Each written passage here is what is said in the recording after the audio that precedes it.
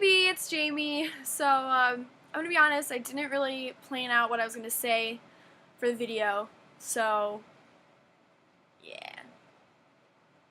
I think I'm just gonna talk about Halloween.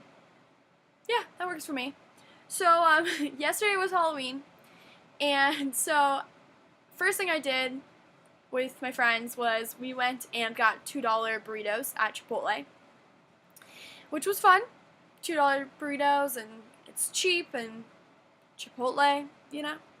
And then we decided that we were going to go sit on sorority row and watch all of the sorority girls that are like super wasted walk up and down in their slut costumes from house to house. They jump around.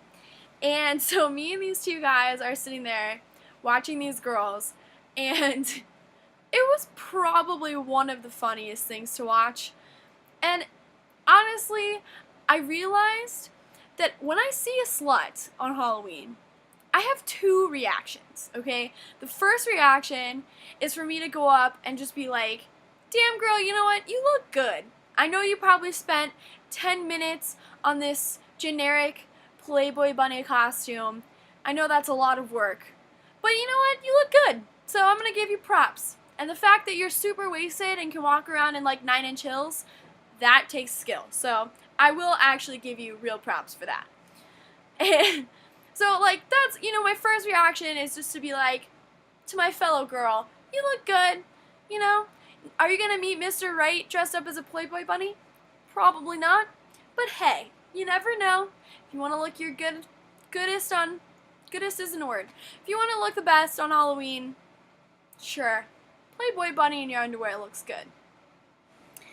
Now, my second reaction to sluts on Halloween would be to walk up to them, take off my jacket, put it around their shoulders and say, "Oh, honey, you have daddy issues."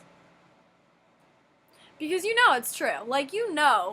Those girls. Nothing says, I have daddy issues and I'm easy, like wearing a Playboy bunny costume or walking around with your bra pushed up and baby shorts. I don't know. I don't know if it's just me, but it's could you be a little bit more creative than, an angel or, the millionth cat?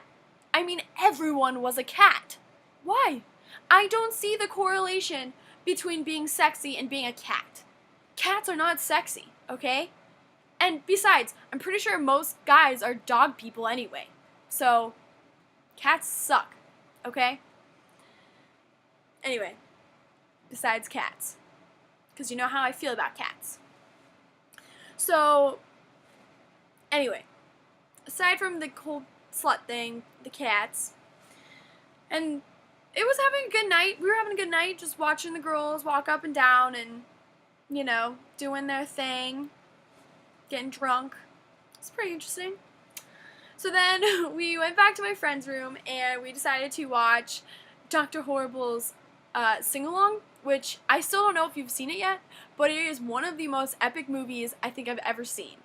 It is basically a 45-minute musical starring Neil Patrick Harris, who I think I might be in love with, which is sad because he's gay and he's old, so that's kind of weird. Yeah, that's weird. I'm not in love with him. Okay, maybe just a little bit.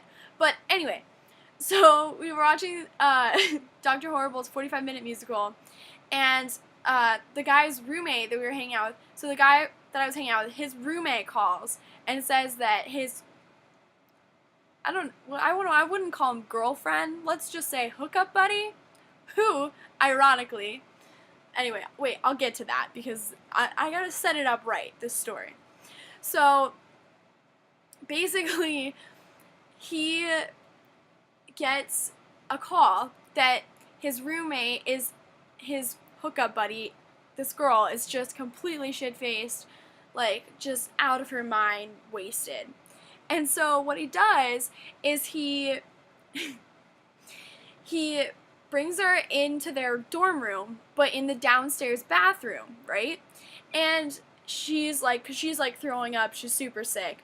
And so Ryan tells me all this, and I'm, here I am thinking, oh my god, this poor girl, dude, she needs help. She needs a girl. She needs a girlfriend there. Because that's just weird. I wouldn't want to be throwing up in front of the guy that I'm hooking up with for like a few weeks. And like, I would want a girl, you know, to be there for me and hold my hair.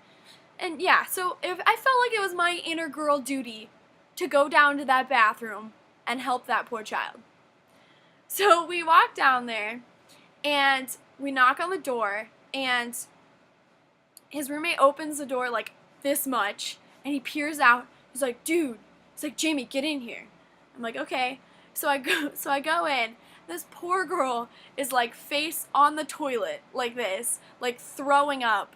Like she's sitting down, she's curled up. And would you fucking believe it?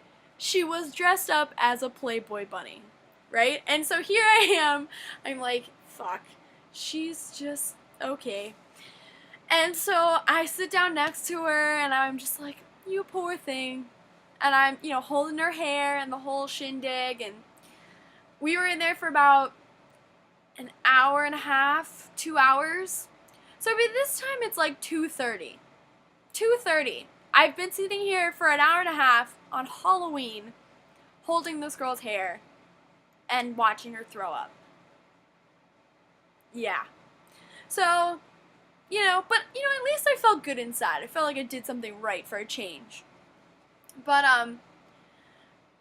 yeah, so we, finally got her upstairs, wiped off all the, you know, vomit, you know, took off all of her Playboy bunny shit, threw her in Ryan's bed, and then I left. I went home, and, yeah, I went home, and I went to bed at like 3:30 in the morning, and I woke up late this morning. So that was my Halloween. I mean, I felt like a hero. A little bit. But I'm not gonna brag. I'm a hero, bitches.